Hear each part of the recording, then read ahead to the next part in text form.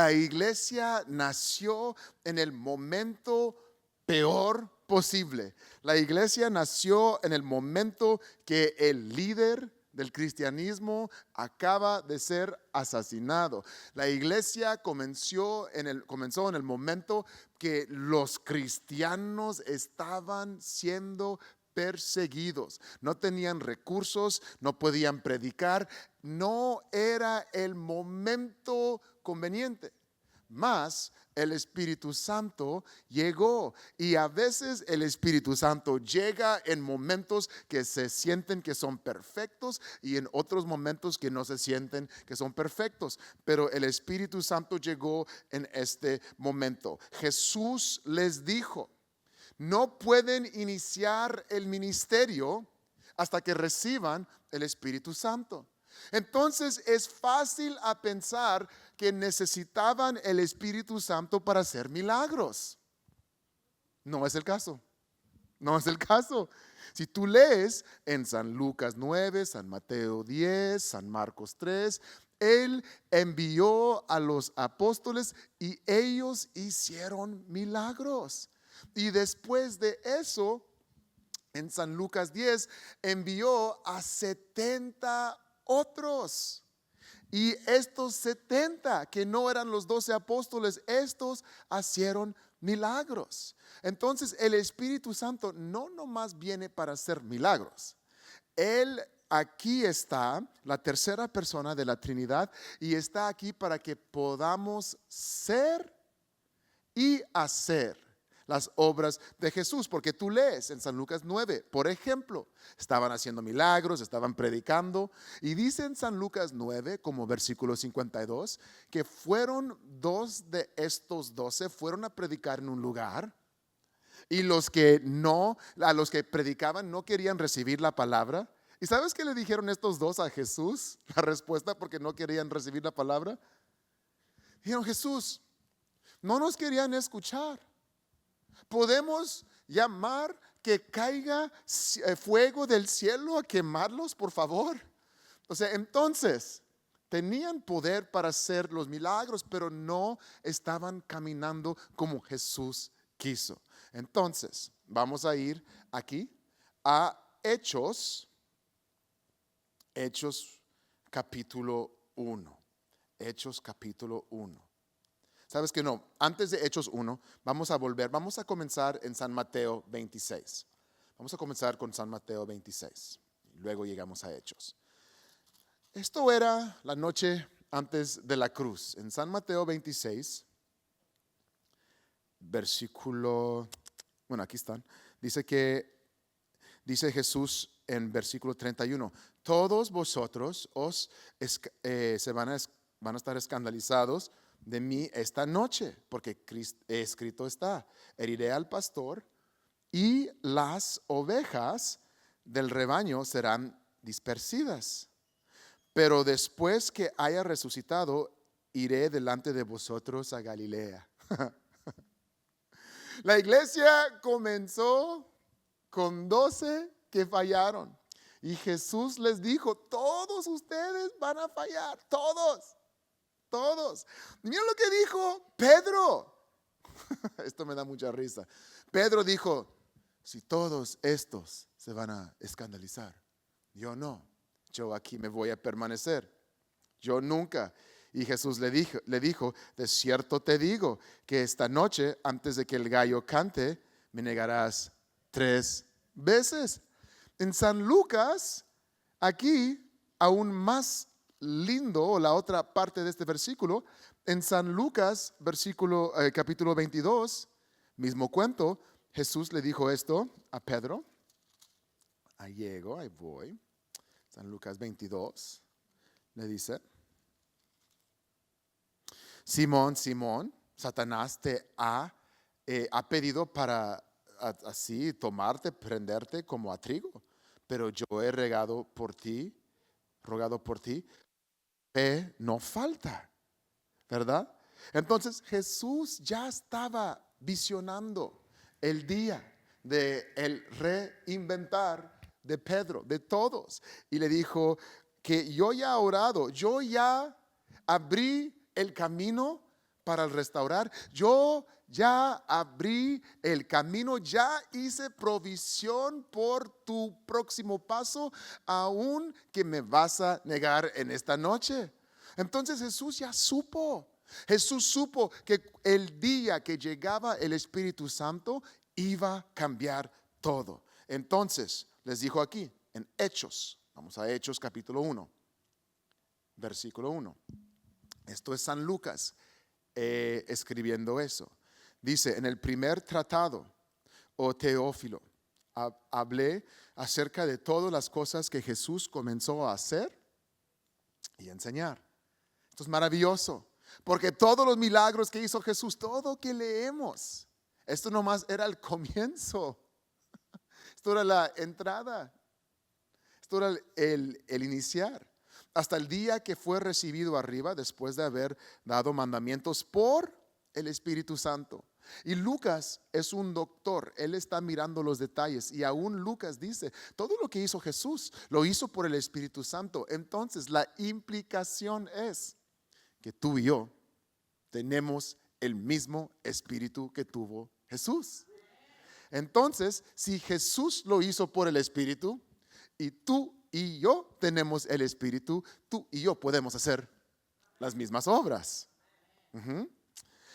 Entonces, después de haber dado mandamientos por el Espíritu Santo a los apóstoles que había escogido, a quienes también, después de haber padecido, se presentó vivo con muchas pruebas. Que aquí el doctor está dando su evidencia de el resucitar de Jesús, muchas pruebas indubitables, apareciéndoselas durante 40 días, hablándoles acerca del reino de Dios. Esto es muy importante.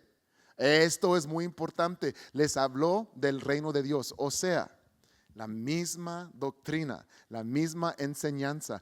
¿Por qué él dice esto? Porque en este tiempo habían algunas facciones, algunas sectas que dijeron que en estos 40 días hubo un nuevo evangelio, y aquí San Lucas está diciendo no, es la misma continuidad de la misma enseñanza del evangelio. Y luego dice esto en versículo 4, que estaban juntos y les mandó que no se fueran de Jerusalén, sino que esperasen la promesa del Padre, la cual les dijo, oísteis de mí. Entonces quiero que lo capten. Les estaba preparando por el ministerio. Tienen que predicar hasta el último de la tierra. Van a ir en mi nombre. Van a compartir esta palabra de vida. Les estaba preparando. Y les dijo, después de 3 años de preparar, les dijo, pero espera. No puedes comenzar hasta que haya venido sobre vosotros el Espíritu Santo. Porque ciertamente Juan bautizó con agua, mas vosotros seréis bautizados con el Espíritu Santo dentro de no muchos días.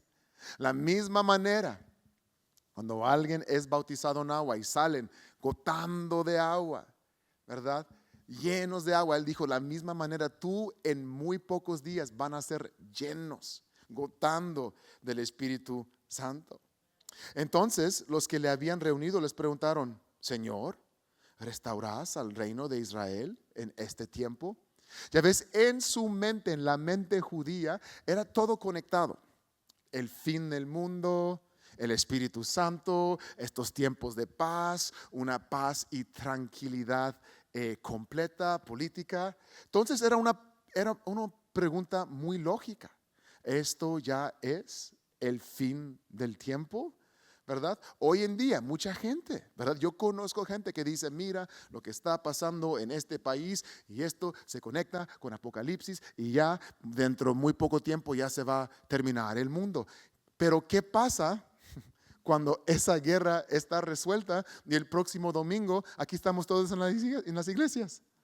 ¿Verdad? Yo crecí, yo no sé de ti, pero yo crecí con gente ya poniendo fechas de cuándo todo se iba a terminar, ¿ok?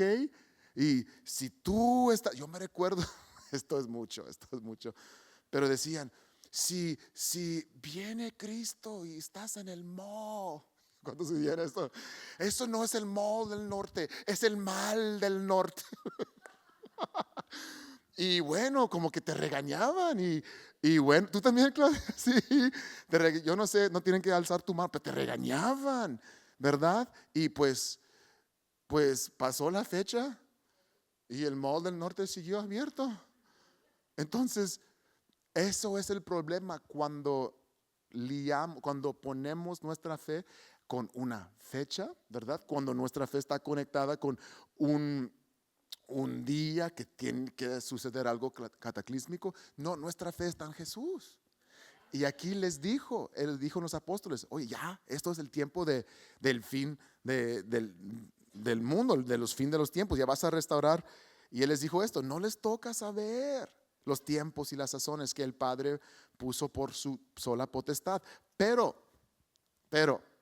recibirán poder cuando haya venido sobre vosotros el Espíritu Santo y seréis mis testigos en Jerusalén, en Judea, en Samaria y hasta la última de la tierra.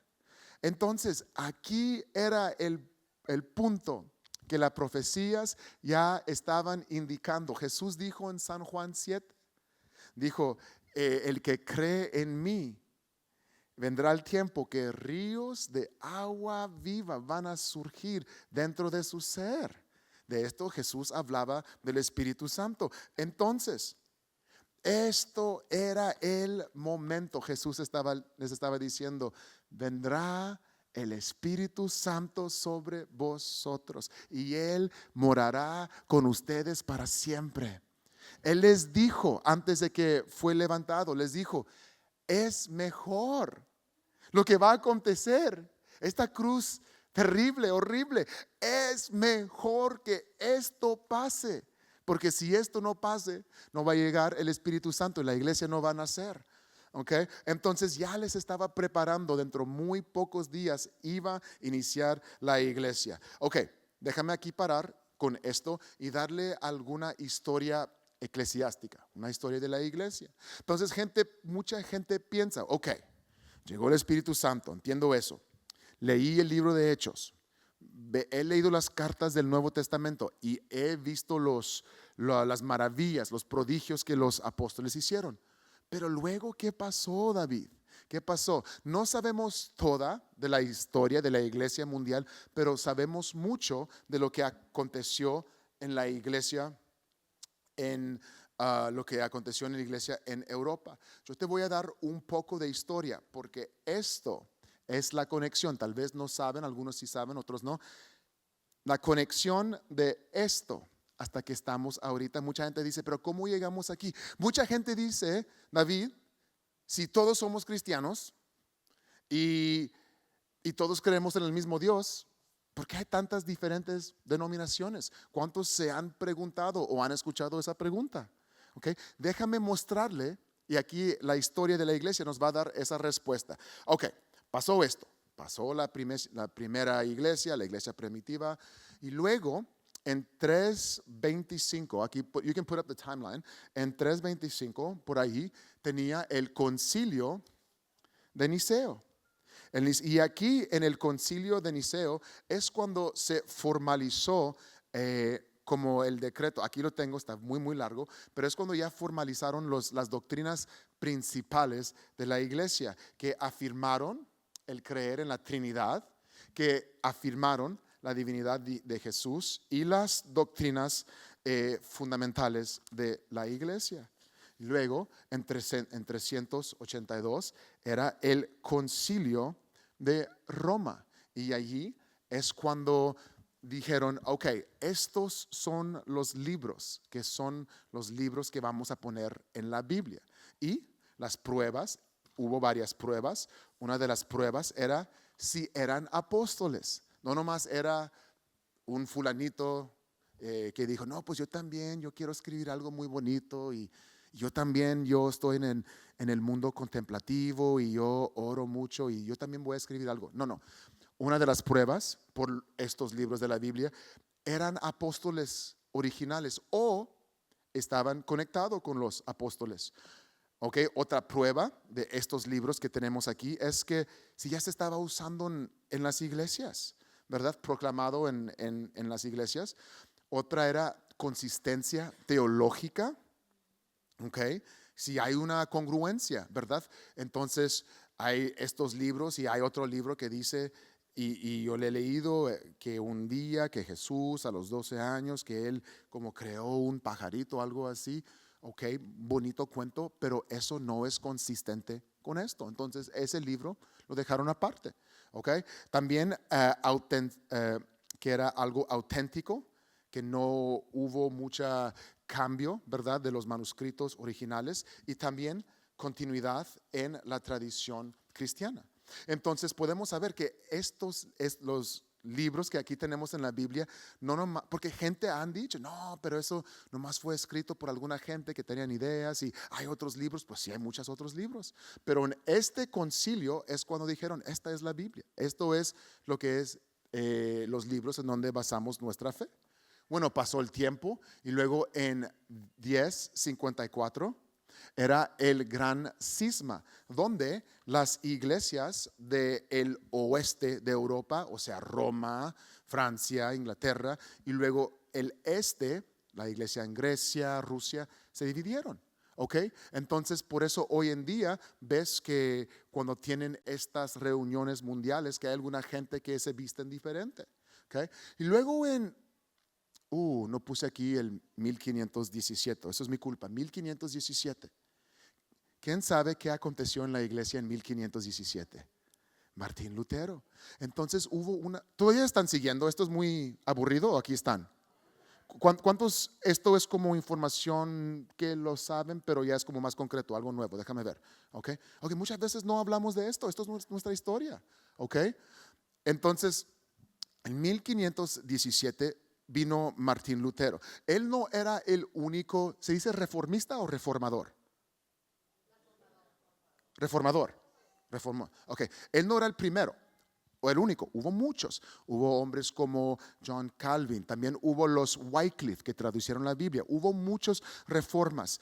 Y Martín Lutero era uno de los grandes y dijo, mira, yo no estoy de acuerdo con que tengo que pagar a la iglesia por mi perdón si Cristo ya pagó el precio.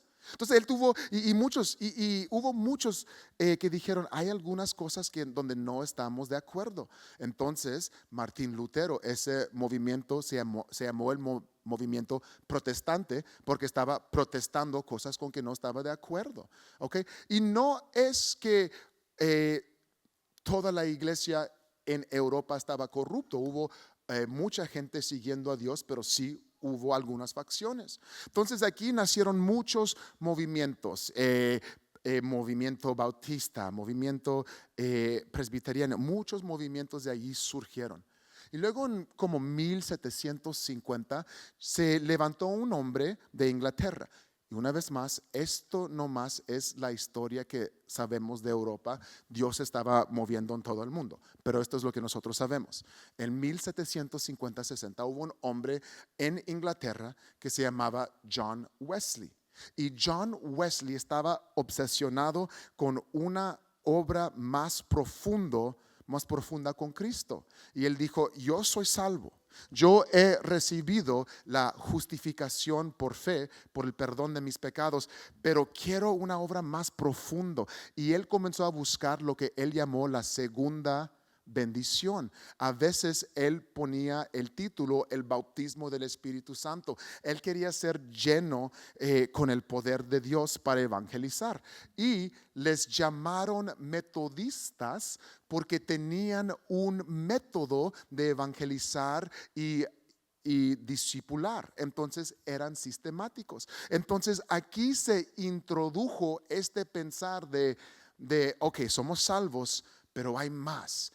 Podemos buscar más del Espíritu Santo, podemos buscar más de su poder en nuestra vida. Entonces vemos que en el mundo hubo un hambre para el volver a lo que aquí estamos leyendo en Hechos 1.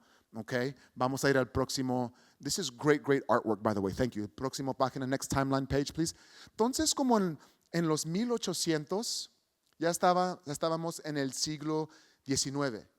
¿Y qué estaba pasando en la mente de la gente? La gente dijo, pues ya vamos a llegar al siglo XX.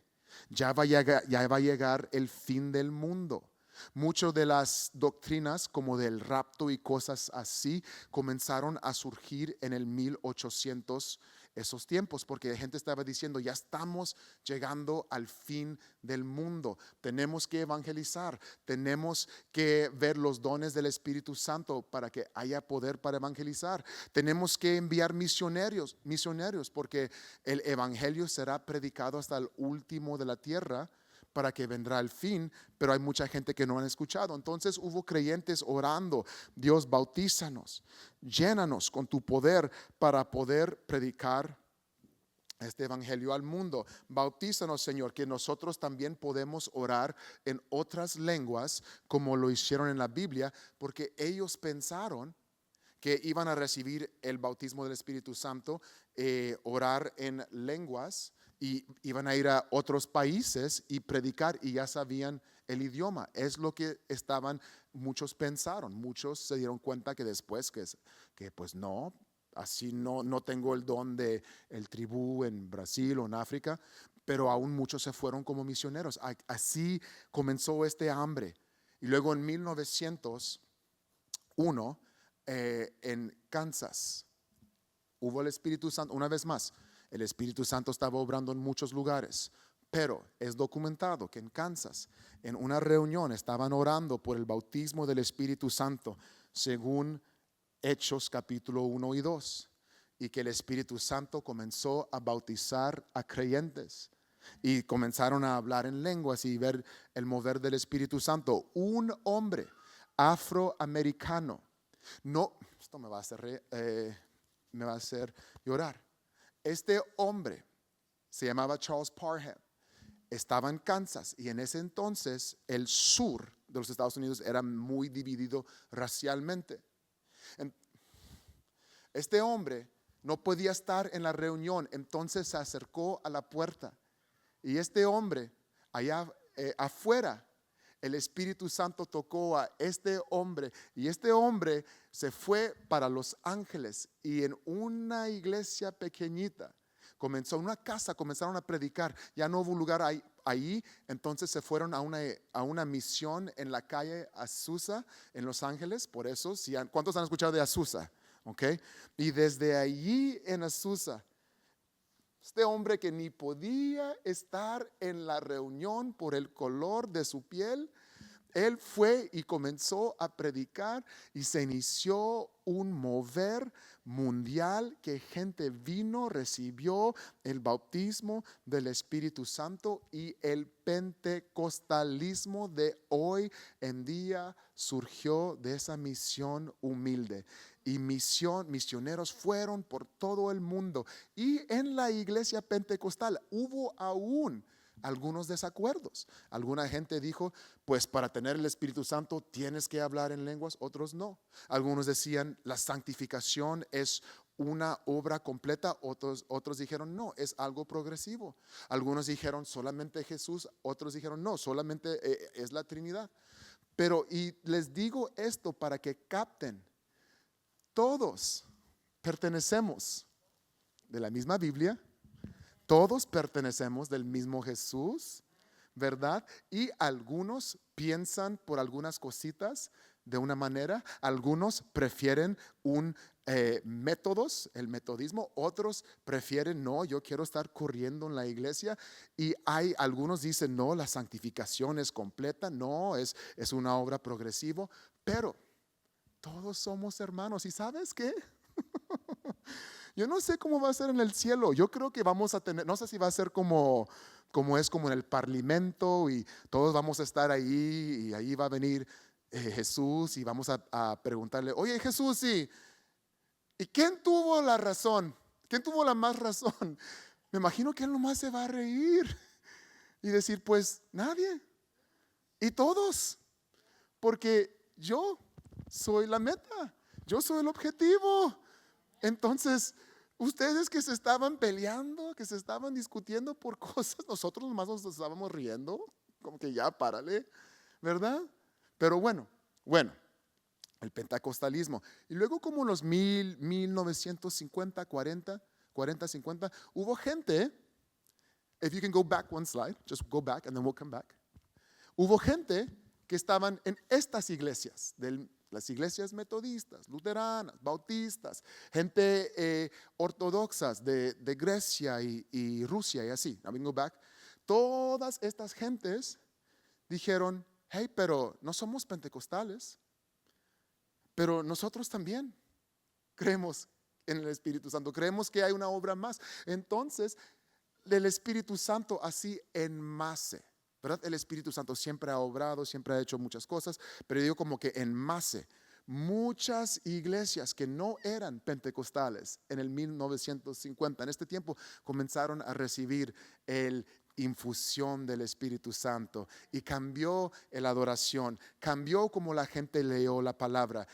El pastor John Osteen, perdón, el papá de Joe, él es uno de estos que no era pentecostal, pero él recibió el tocar del Espíritu Santo.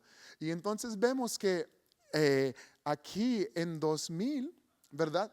And I'm hearing some noise. I don't know if we could just kind of, because it's distracting me.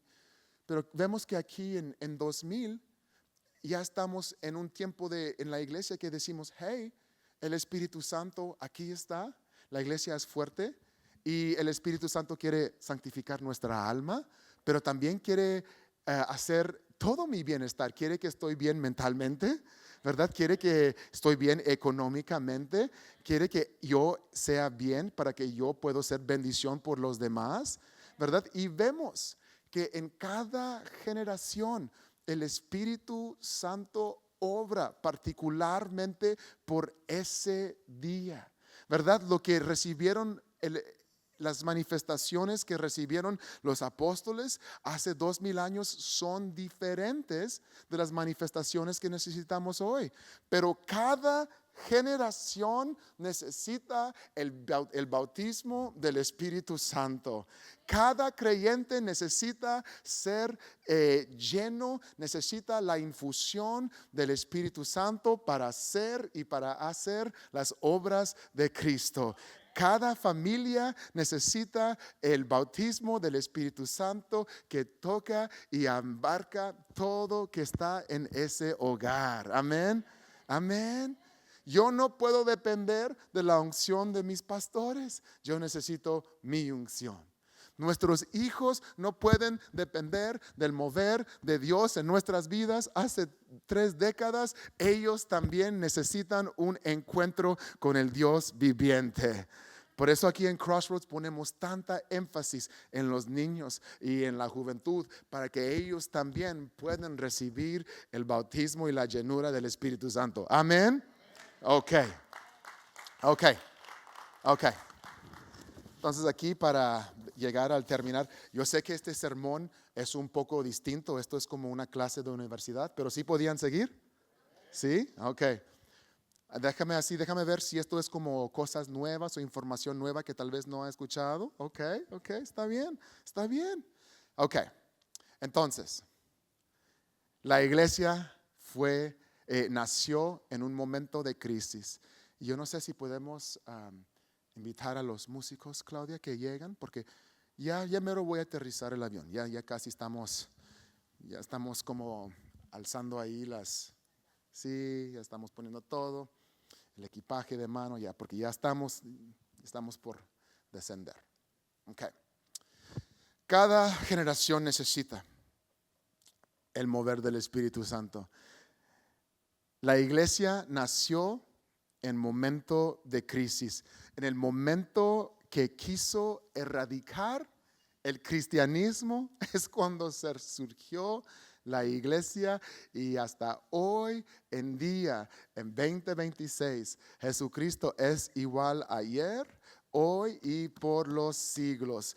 Y es mi convicción que la unción del Espíritu Santo hoy en día es aún más presente y es más tangible, y es mi convicción. Yo no sé si hay escrituras para alinear con esto, voy a tener que escudriñar un poco más, pero es mi convicción que la unción de Dios es aún más fuerte hoy, porque dice la palabra que cuando hay oscuridad en la tierra, su gloria viene aún más fuerte. Ok, entonces en Hechos capítulo 2, ya para aterrizar aquí, dice esto: cuando llegó el día de Pentecostés, we're in Acts chapter 2, cuando vino el día de Pentecostés, estaban todos unánimes juntos y de repente, esperando, en el momento de erradicar, en el momento de tribulación, de repente vino del cielo un estruendo como un viento recio que soplaba, el cual toda la casa donde estaban sentados. ¿Cuántos de ustedes han sido despiertos con el trueno en la noche? Tal vez este fin de semana dormidos y luego eso es lo que era. Entonces, quién sabe, va a llover. Y luego comenzó el aire soplar. Yo no sé, en mi mente veo como en las películas cuando alguien tiene los pelos soplando, y luego dice eso: se aparecieron lenguas repartidas como de fuego, asentándose sobre cada uno de ellos. Nosotros nomás lo leemos, pero quiero que capten. Imagínate ahí un viento, ruido y todos ahí con un fuego. O sea, nomás todos tenían fuego. Ok, mira el fuego de allá. Todos tenían un fuego. Cada uno tenía una lengua de fuego. Luego fueron todos llenos del Espíritu Santo y comenzaron a hablar en otras lenguas según el Espíritu le daba que hablasen. Lenguas que no sabían, no estaban usando Duolingo o inglés en barreras, de un momento al otro. Aquí un paréntesis que no tiene que ver con esto teológico, pero yo digo: Señor, si en un momento ellos podían hablar otra lengua, Dios, yo con 6 meses, ayúdame. Pídele: Dios, dame en 3 meses, dame un año, déjame el final de este año. Si ellos instantáneamente hablaron otras lenguas, ayúdame con el inglés. En la próxima les voy a decir a los otros: Dios, que digan: Dios, ayúdame con español, ¿verdad? Sí, ok. Y moraban entonces en Jerusalén judíos, varones piadosos de todas naciones bajo el cielo. Y hecho este estruendo, se juntó la multitud. Estaban confusos porque cada uno les oía hablar en su propia lengua. Imagínense, no estoy tratando de ser gracioso, nomás pintar el cuadro. Imagínate si tú traes a una amiga de China y tú traes un amigo de Dubái, y de repente en la iglesia alguien comienza a orar en lenguas y te dicen: oye, yo no supe que tu pastor era de Dubái. Así era tan asombroso. Y era una confusión porque nunca antes había acontecido esto. Y estaban atónitos y maravillados y dijeron: ¿no son galileos estos que hablan? O sea, ¿cómo es que están hablando en chino y árabe y perso? O sea, ¿cómo? ¿Son de Laredo, Texas? ¿Cómo? Y luego alguien más dijo: mira, alguien en versículo 13, no, mira, este tenía que ser de Laredo. No, hombre, están llenos de mosto, están borrachos. Y Pedro, poniéndose en pie, alzó la voz, el mismo Pedro: yo nunca te voy a negar. Y le negó. El mismo Pedro, asustado, se levantó con voz alta: varones y todos los que habitáis en Jerusalén, esto os sea notorio, y oíd mis palabras. Estos no están ebrios como vosotros suponéis. Apenas son las 9 de la mañana.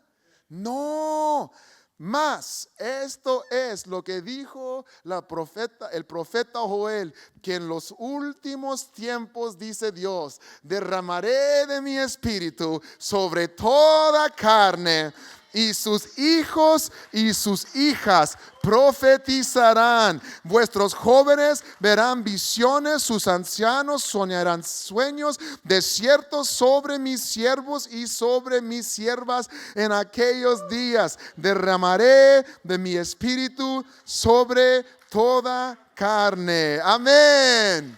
Amén. Amén. Una cosa que me gusta de esto es que el Espíritu Santo es el espíritu antidiscriminatorio. Amén. Mira, viejitos, jóvenes, sueños, hombres, mujeres, profetizan, siervos, siervas, o sea, gente de estatus socioeconómico no tan alto, también, porque con Cristo todos tenemos acceso, la puerta está abierta a todos.